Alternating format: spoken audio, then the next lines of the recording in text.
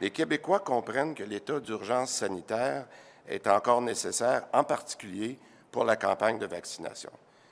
Mais par contre, l'urgence sanitaire n'empêche en rien de reprendre une vie normale et surtout avec le passeport vaccinal. On a des semaines, voire des mois devant nous pour se préparer en raison du délai de la vaccination des 5-11 ans dont le premier ministre a parlé hier. Je pense que c'est très clair que la fin de l'urgence sanitaire, par contre, ne veut pas dire la fin des mesures sanitaires. C'est quand la fin du masque obligatoire dans les lieux publics, monsieur? Bien ça, M. Lacroix, on va y revenir parce que je vous ai dit tout à l'heure. Il y a l'urgence sanitaire, ça c'est une chose. Mais les mesures sanitaires, je vais laisser le docteur Arruda nous revenir avec un plan. Et quand on aura ce plan-là, on va en parler de ça. Merci. De l'état d'urgence sanitaire, devrez-vous procéder par le dépôt d'un projet de loi pour maintenir les mesures sanitaires, par exemple le port du masque dans les lieux publics, ou est-ce que ça va sauter en janvier? Bien, c'est ça qu'on est en train de regarder. Actuellement, on a besoin de l'état d'urgence sanitaire pour garder des mesures comme utiliser « je contribue » pour entrer des nouveaux employés, imposer le masque.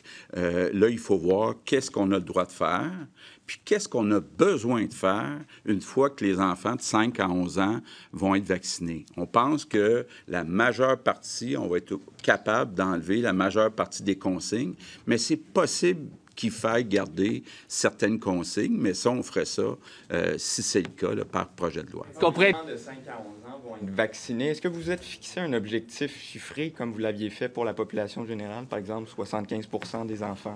Je pense, je ne suis pas au courant, mais il faudrait voir avec Christian Dubé. De 2022 pour lever l'état d'urgence sanitaire, est-ce qu'on parle du mois de janvier, du mois d'avril? Bien, écoutez, là, j'étais content de voir qu'on parle d'approuver le vaccin. Vous pouvez vous faire une idée, là, comment on l'a fait pour les enfants du secondaire. Il faut le faire pour les enfants du primaire. Donc, ça va dépendre quand le vaccin va être approuvé pour qu'on va pouvoir commencer à vacciner.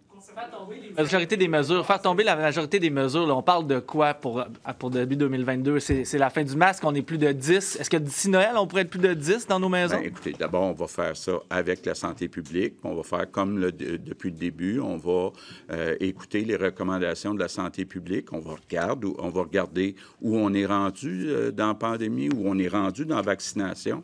C'est certain qu'une fois qu'on va être vacciné, les 5 à 11 ans, ça va augmenter de façon très importante le pourcentage de la population totale qui est vaccinée. La fin de l'urgence sanitaire, ça veut pas dire la fin des mesures. Ça veut dire la fin de la majorité des mesures, mais c'est possible que certaines mesures restent en place. Mais on n'aura pas besoin de faire adopter à chaque semaine le décret là, sur l'urgence sanitaire. Dernière en français.